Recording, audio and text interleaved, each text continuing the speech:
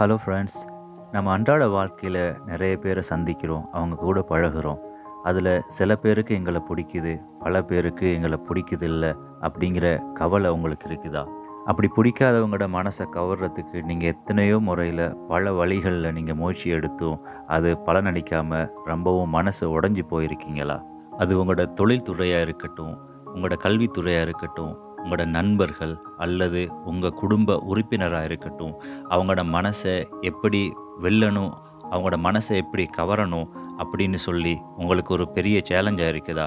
சரி, அப்படின்னா Dale Carnegie அப்படிங்கிற ஒரு புத்தக எழுத்தாளர் எழுதிய how to win friends and influence people, அதாவது நண்பர்கள் மற்றும் வாழ்க்கையில் ஜெயிச்சவங்களோட மனசை கவர்றது எப்படி அப்படின்னு சொல்லி நான் கற்றுக்கிட்ட ஒரு புத்தகம் பற்றி 3 முக்கியமான சுவாரஸ்யமான விஷயத்தை உங்கள் கூட ஷேர் பண்ண போகிறேன் இந்த வீடியோவில். இந்த 3 விஷயங்களை கண்டிப்பாக உங்களோட வாழ்க்கையை நடைமுறைப்படுத்தி பாருங்க. நிச்சயமாக உங்கள் லைஃப்பில் நிறைய மாற்றங்கள் உருவாகும். உங்களை நிறைய பேர் நேசிக்க ஆரம்பிப்பாங்க. நீங்கள் தன்னம்பிக்கையோடு வாழுவீங்க. அதுக்கு முதல் நீங்கள் உங்களை நம்பணும். சரி, இப்போ நம்ம நேரடியாக விஷயத்துக்குள்ள வருவோம்.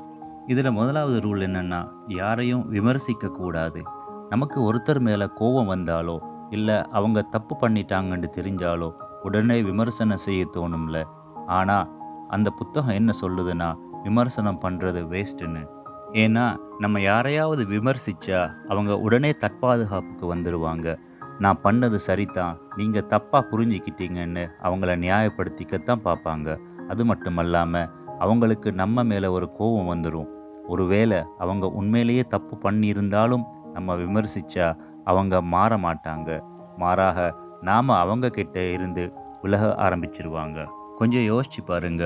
மனுஷங்கன்னா யாருக்கு தான் தன்னை மற்றவங்க குறை சொல்கிறது பிடிக்கும்? யாருக்குமே பிடிக்காததில்ல.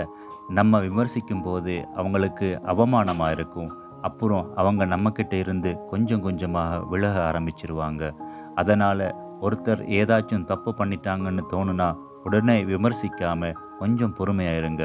அவங்க ஏன் அப்படி நடந்துக்கிட்டாங்கன்னு அவங்க இடத்துல நின்று யோசிச்சு பாருங்க. அப்போது உங்களுக்கு அவங்க மேலே ஒரு அனுதாபம் வரும்.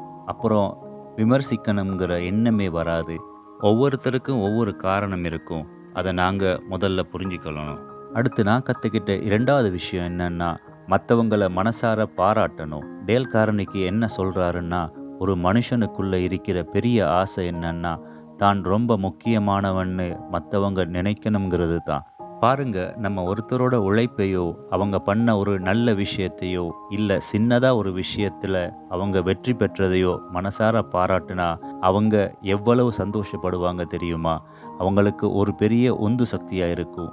அது அவங்களுக்கு நம்ம மேலே ஒரு நல்ல எண்ணத்தை உருவாக்கும். அவங்க இனிமே இன்னும் நல்லா பண்ணணும்னு நினைப்பாங்க. ஆனால் இந்த பாராட்டுறது சும்மா போலியாக இருக்கக்கூடாது. உண்மையான பாராட்டை மட்டுமே கொடுக்கணும். மனசுக்குள்ளே இருந்து வர்றதா இருக்கணும். அடேங்கப்பா, இந்த வேலையை நீங்கள் செஞ்ச விதம் ரொம்ப சூப்பராக இருக்குது. இல்லை, உங்கள் யோசனை ரொம்ப புதுசாக இருக்குது. இந்த மாதிரி சின்ன சின்ன வார்த்தைகளை கூட அவங்க மனசில் பெரிய சந்தோஷத்தை கொடுக்கும். இப்படி நாம் நல்ல விஷயத்தை பாராட்டும் போது தான் மற்றவங்க கூட நமக்கு உள்ள உறவுகள் வளரும். கடைசியாக இந்த 3வது விஷயம் கொஞ்சம் கஷ்டம்தான், ஆனால் ரொம்ப முக்கியம். அது என்னன்னா, மற்றவங்க கோணத்தில் நின்று யோசிக்கிறது. சும்மா யோசிச்சு பாருங்க. நமக்கு ஒரு விஷயம் வேணும்னா நம்ம உடனே மற்றவங்க கிட்ட போய் எனக்கு இது வேணும் அது வேணும் அப்படின்னு கேட்போம். ஆனால் இந்த புத்தகம் என்ன சொல்லுதுன்னா, ஒருத்தர் ஒரு காரியத்தை செய்யணும்னு நாம் நினச்சா அது அவங்களுக்கு என்ன பயன் தரும்னு நாம் அவங்களுக்கு புரிய வைக்கணும்னு சொல்லுது. அதாவது அவங்க பக்கத்தில் நின்று யோசிக்கணும். ஒவ்வொருத்தருக்கும் அவங்களுக்கான ஆசைகள் இருக்கும், தேவைகள் இருக்கும், அவங்களுக்கான ஒரு யோசனை இருக்கும். நாம் ஒரு விஷயத்தை பற்றி பேசும்போது நம்ம கண்ணோட்டத்தில் மட்டும் பார்க்காம மற்றவங்க ஏன் அப்படி சொல்கிறாங்கன்னு அவங்க இடத்துல இருந்து பார்க்கணும். ஒரு சின்ன உதாரணம் சொல்கிறேன். ஒரு குழந்தை தன் பொம்மையை ஏன் மற்றவங்க கிட்ட கொடுக்க மாட்டேங்குதுன்னு யோசிச்சு பாருங்க. இல்லைன்னா உங்கள் கூட வேலை செய்கிற ஒருத்தர் ஒரு வேலையை செய்ய தயங்குறாருன்னா அவருக்கு என்ன கஷ்டம், ஏன் அவர் அப்படி யோசிக்கிறாருன்னு நீங்கள் புரிஞ்சிக்க முயற்சி செய்யணும். இப்படி நாங்கள் மற்றவங்க நிலையை புரிஞ்சிக்க முயற்சிக்கும் போது தான் அவங்களும் நம்மளை புரிஞ்சிக்க ஒரு வாய்ப்பு கிடைக்கும். அப்புறம் நம்ம உறவுகள் இன்னும் பலமாக மாறும். ஒத்துழைப்பு இன்னும் அதிகமாகும். இந்த 3 விஷயங்களும் சும்மா தத்துவம் இல்லை, இது நம்ம வாழ்க்கையில் தினமும் பயன்படுத்த வேண்டிய சூப்பரான வழிகள்.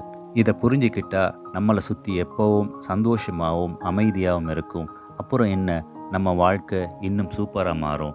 இன்றிலிருந்து நீங்கள் மாற துவங்குங்க. நிச்சயமாக உங்கள் வாழ்க்கையில் வளமான எதிர்காலமும் நிச்சயம் சந்தோஷமும் நிறைஞ்சிருக்கும்.